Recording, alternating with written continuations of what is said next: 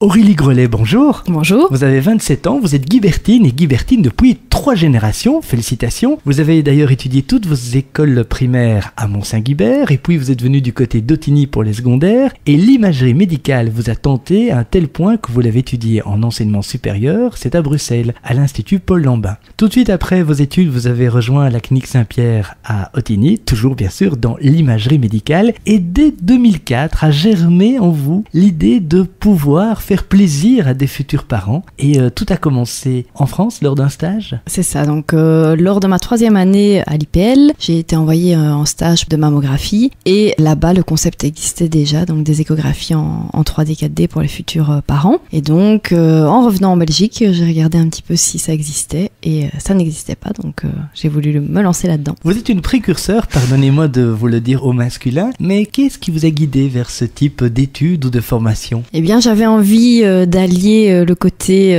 relationnel, relation avec le patient et le côté un peu high-tech et nouvelle technologie. Et donc c'est pour ça que j'ai fait ces études d'imagerie médicale et le côté future maman, c'est encore plus mignon. Alors vous faites le tour bien sûr des médecins car on précise que vous ne faites aucun acte médical, vous êtes encore moins médecin ni infirmière puisque vous avez une formation dans l'imagerie médicale point barre comme on dit. Vous venez avec du matériel high-tech, de nouvelles technologies, je suppose que ça n'a pas toujours été facile auprès de la profession. Déjà, vous venez avec quelque chose de ludique qui n'a rien de médical. Mais est-ce que vous avez parmi les professionnels, les gynécologues donc, déjà des précurseurs aussi comme vous qui ont trouvé une initiative, on va dire sympathique? Oui, disons qu'au premier abord, c'était un petit peu difficile pour eux parce qu'ils connaissaient pas le concept des échographies en 4D et encore moins des échos non médicales. En 2004. En 2004. On peut dire maintenant que la profession est tout à fait ouverte à ce genre de nouvelles technologies. Le côté photo m'est réservé et le côté diagnostic, c'est pour eux. L'idée du nom Baby Movie. Pourquoi Baby Movie? Pourquoi un terme anglais? Ah, ça, bonne question. Je sais pas, je trouvais que échographie, ça faisait peut-être un peu trop médical, ça rappelait le côté médical. Baby Movie, ça fait penser à film, et puis baby, bébé, donc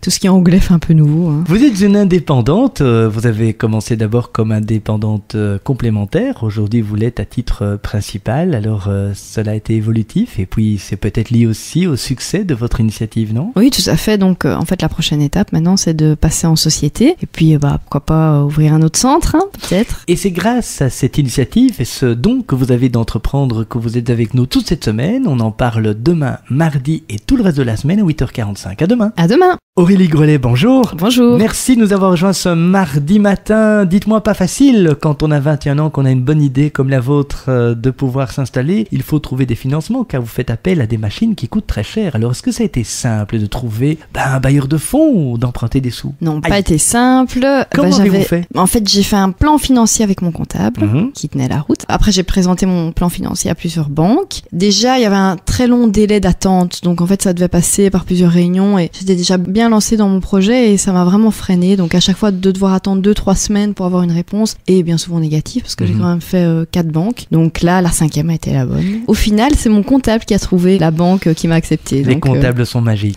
Alors, tout commence pour vous en 2004 et là, tout de suite, eh bien, on sent qu'il y a un engouement. Oui, tout à fait. Donc en 2004, il a fallu faire connaître un petit peu le concept des échographies en 3D 4D, mais c'est vrai que les premières futures mamans ont toujours été emballées par ce principe d'échographie ludique. Précisons qu'il n'y a aucun acte médical de votre part et d'ailleurs auprès de la profession des médecins. Mais comment ça se passe aujourd'hui? Alors aujourd'hui, ça se passe très bien, ce qui n'a pas toujours été le cas. Surtout au début. Hein. Surtout au début, mais je pense que maintenant le gynécologue connaît quand même bien le concept, sait que j'ai un diplôme d'imagerie médicale et que donc ce n'est pas n'importe qui fait les échos. Ça arrange bien le gynécologue parce que les parents sont très friands de recevoir des photos et donc le gynécologue n'a pas toujours le temps d'offrir ce service. Donc et puis c'est pas son job aussi. Tout à fait. Donc lui, il est là pour voir si le bébé va bien, si les organes internes sont bien développés. Moi, je m'occupe plus du côté vraiment ludique, du côté photo. Vous êtes là pour le fun. Hein. Voilà, tout à fait. Finalement, vous êtes quelque part très complémentaires. Et pour toutes les mamans ou les papas qui nous écoutent, ou les grands-parents aussi, il y a un site internet où on peut déjà percevoir ce que vous proposez. Vous pouvez aller voir sur le site babymovie.be. Donc www.babymovie.be. Alors vous appelez Baby Movie. BABYMOVIE.be.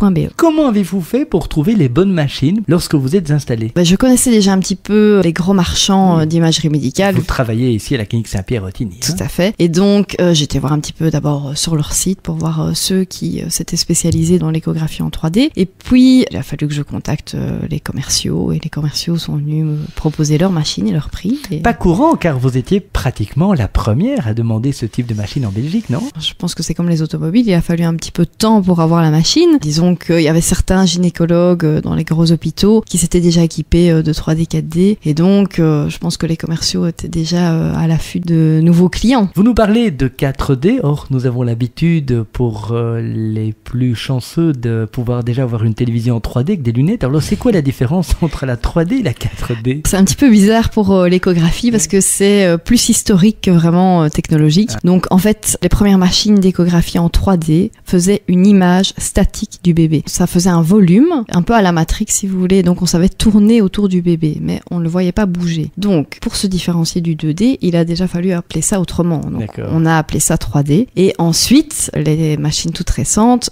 font du 3D temps réel et donc 4D. Donc la quatrième dimension, c'est le temps pour le mouvement. Merci Aurélie Grelet pour ces précisions très techniques. On vous retrouve demain mercredi à 8h45 et nous verrons que l'engouement vient non seulement des mamans, mais de toute leur famille et de tous ceux qui les entourent. À demain 8h45. À demain.